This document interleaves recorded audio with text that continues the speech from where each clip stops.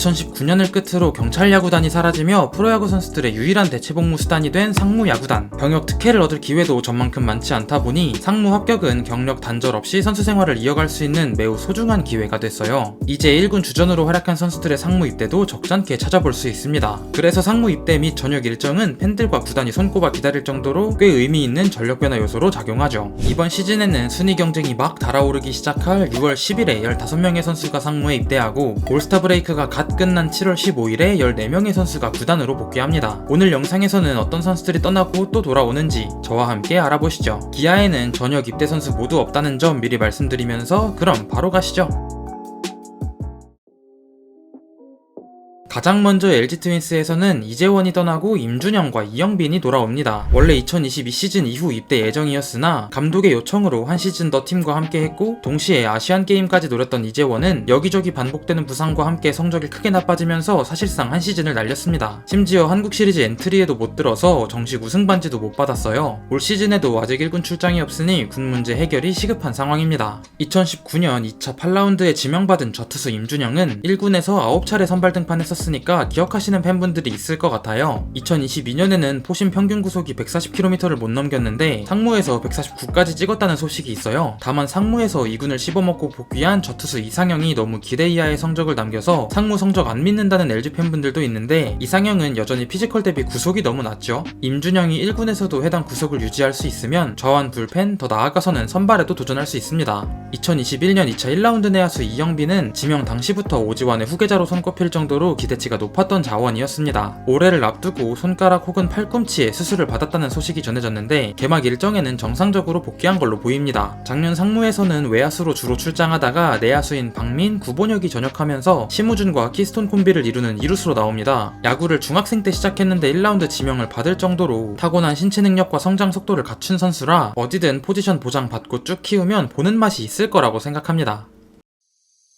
KT에서는 2023년 1라운드 투수 김정훈, 7라운드 대졸 내야수 류현인이 상무에 입대하고 이미 1000경기 넘게 뛴 유격수 심우준과 2021년 2차 1라운드 내야수 권동진이 복귀합니다. 김재윤의 62번을 물려받은 사이드암 김정훈과 최강야구로 잘 알려진 류현인은 올해 1군 출장이 없고 입단 2년차에 빠르게 군입대를 택했습니다. 03년생 외야수 김병준, 04년생 투수 김건웅은 아쉽게 최종 탈락했어요. 심우준은 당연히 1군에 올라올 겁니다. 물론 OPS 커리어 하이가 0.709에 불과할 정도로 타격을 기대하고 쓰는 선수는 아니지만 수비와 주력 하나는 탑급으로 봐도 무방하고 유격수가 약점인 KT 입장에서는 심우준이 있으면 무조건 플러스는 될 거예요. 그래도 2군 타율 2할 1푼 3리는 좀 아쉽긴 하죠. 독특한 사실은 심우준이 군대를 풀로 미루고 간 거라 이미 FA 자격을 취득했고 당장 올 시즌이 끝나고도 신청할 수 있다는 겁니다.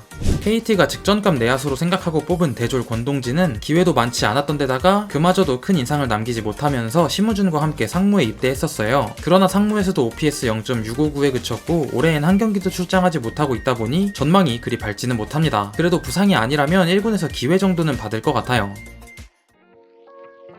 04년생 내야수 김민준, 외야수 김정민이 탈락하면서 SSG에서는 2022년 2차 5라운드 저투수 이기순만 합격했어요. 이기순은 최근 인상적인 투구를 펼쳤죠. 높은 회전수와 상하 무브먼트로 구속보다 위력적인 공을 뿌리는 유형이에요. 체형과 수치 등에서 키움의 김재웅이 떠오릅니다. 2군에선 선발로도 종종 던진 만큼 롱릴리프나 대체 선발로도 활용도를 갖고 있죠. SSG는 전역 선수 전력 보강이 가장 큰 팀으로 보여요. 김택형, 장지훈, 조요환, 김건우까지 투수 4명이 동시에 팀에 합류합니다. 김택형과 장지훈은 확실한 1군 불펜 자원이죠. 입대 직전 2년간 둘이 합쳐 270이닝을 던졌습니다. 한국 시리즈까지 마치고 상무에 입대하다 보니 작년에는 많은 등판을 가져가진 않았고 올해엔 시즌 초부터 중용받고 있으니 컨디션에는 문제가 없을 것으로 보입니다. 심지어 좌완과 사이드암 투수라 팀의 부족한 부분을 충족시켜주기도 합니다. 전역하자마자 SSG의 불펜 뎁스는 더 탄탄해질 거예요. 조요환과 김건우는 유망주예요. 조요환은 150km 중후반을 찍는 불펜 투수로 2022년 기준 회전수가 팀에서 가장 높을 정도로 페스티벌 9위가 장점인 선수로 스트라이크 존에 넣을 수만 있다면 위력은 충분합니다. 2021년 1차 지명 투수 김건우는 선발 후보로도 뽑힌 자원인데 입대 이전에 팔꿈치 수술을 받아서 상무 등판이 한 경기 0.1이닝에 불과해요. 이제 전역까지 3개월도 안 남았는데 상무에서 등판이 더 있을지는 잘 모르겠습니다.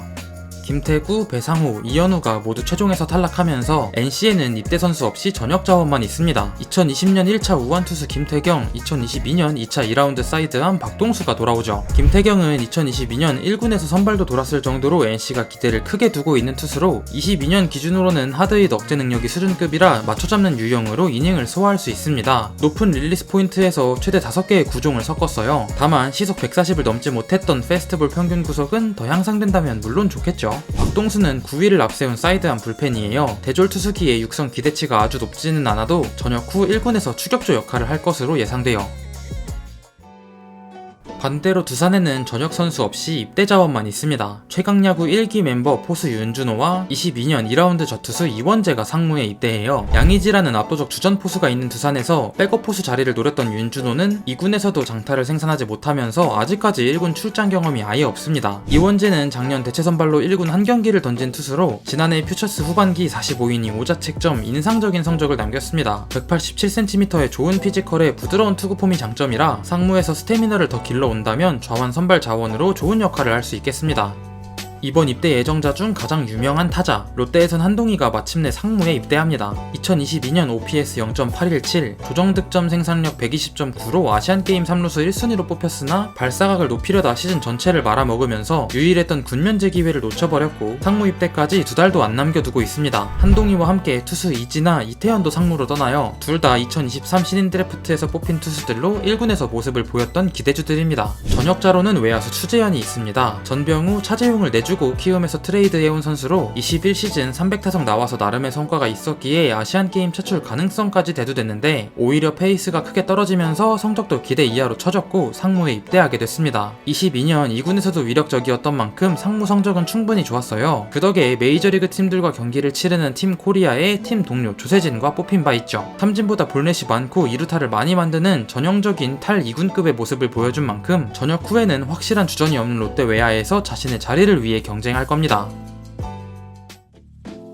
삼성에선 3명이 입대, 2명이 복귀합니다. 23년 3라운드 내야수 김재상, 7라운드 외야수 류승민, 21년 6라운드 투수 홍승원이 상무로 향합니다. 김재상과 류승민은 1군에서도 얼굴을 종종 보인 삼성의 주요 유망주에 속하는 자원들이죠. 김재상은 이재현, 김영훈과 함께 삼성의 미래 내야 라인 한 축을 맡을 전망이고 류승민도 선구안을 갖춘 선수라 전역 후엔 1군에서 경쟁하게 될 것 같아요. 반면 우투수 홍승원은 아직까지 1군 등판이 없습니다. 삼성도 전역 선수들이 바로 1군에서 뛸 것 같아요. 빠른 구속이 장점인 우투수 김윤수와 APBC 대표팀으로 뽑힌 외야수 박승규가 군복무를 마치고 복귀 예정이거든요. 김윤수는 입대 이전 불펜에서 많은 기회를 받았죠. 2020년에 58이닝을 던지면서 12홀드, 시속 150km를 훌쩍 넘기는 페스트볼로 활약했는데 결국 제구 문제에 발목을 잡혔어요. 상무 입대 직후 팔꿈치 수술을 받아 첫 해는 쉬었고 올해 들어 선발 투수로 나서고 있는데 최고 시속 156km의 페스트볼과 140km 초반대의 체인지업으로 다소 많은 투구수를 제외하곤 위력적이라고 해요. 2019년 2차 9라운드라는 낮은 순번으로 뽑힌 박승규는 이 호수비 하나로 삼성 팬분들의 기억에 남아 있을 겁니다. 빠른 발에 좋은 외야 수비가 장점으로 뽑히는데 문제는 공격력이겠죠. 1군 380타석에 OPS가 0.590, 우르크 60.3에 그쳐요. 작년 상무에서도 OPS 0.713으로 팀 내 150타석 이상 타자 10명 중 8위였으니 공격력이 극적으로 향상됐다기엔 어려워 보입니다. 그래도 수비에서 가치를 갖고 있기 때문에 1군에서 볼 수 있을 것 같아요. 한화에서는 22년 2차 4라운드 투수 양경모가 입대하고 2라운드 포수 허인서가 돌아옵니다. 양경모는 한화 입단 직후 팔꿈치 수술을 받았고 재활이 순조롭게 끝나면서 질롱코리아에선 150km를 넘기기도 했어요. 스플리터라는 확실한 변화구를 갖고 있지만 공 빠른 유망주들이 그렇듯 문제는 제구입니다. 올해 2라운드에서 뽑은 저투수 조동욱은 아쉽게 최종에서 탈락했습니다. 한편 2년차에 곧바로 상무에 입단한 허인서는 한화의 핵심 포수 유망주 중 하나죠. 수비력이나 어깨는 이미 수준급이라고 하지만 타격에서 개선이 필요했습니다. 그리고 지난 시즌 상무에선 정말 좋았습니다. 45경기 146타석에서 타율 3할 9푼 3리, OPS 1.073, 삼진보다 볼넷이 10개 넘게 많았고 다소 페이스가 떨어진 올해에도 출루율은 괜찮습니다. 한화는 주전 포수로 최재훈을 세워두고 스탑갭 역할로 이재원을 기용하고 있는데 돌아와선 박상원과 차기 포수 자리를 두고 치열한 경쟁을 하게 될 것 같습니다. 키움에선 전역 선수 없이 2명이 입대합니다. 이미 키움의 핵심 불펜 자원인 좌완 김재웅, 우타 거포 유망주 박찬혁이 상무로 갑니다. 이정우, 김혜성을 뽑은 2017 드래프트의 또 다른 성공 사례 김재웅은 아쉽게 준우승에 그친 2022 시즌 KBO 최초로 20홀드 10세이브를 올리며 커하를 찍었지만 한동희와 마찬가지로 23 시즌 초에 크게 부진하면서 아시안게임 군면제에 실패했고 상무 입대를 결정했습니다. 키움이 22년 1라운드에 지명한 박찬혁은 루키 시즌 4월 한 달에만 홈런 5개를 뽑아내면서 기대를 모았지만 최대 장점인 장타를 포기하고 컨택에 집중하는 등 아쉬운 성장 방향성으로 인해 현재는 1군에서 잘 볼 수 없게 됐습니다. 그래도 고교 시절 잠재력이 확실했던 만큼 상무에서 방향을 정립하고 올 수 있다면 어느 순간 폭발을 기대해 볼 만합니다. 거포 유망주는 터졌을 때의 고점이 차원이 다르거든요. 오늘 영상 재미있게 보셨나요? 그럼 저는 또 다른 야구 이야기로 돌아오겠습니다. 시청해주셔서 감사드립니다.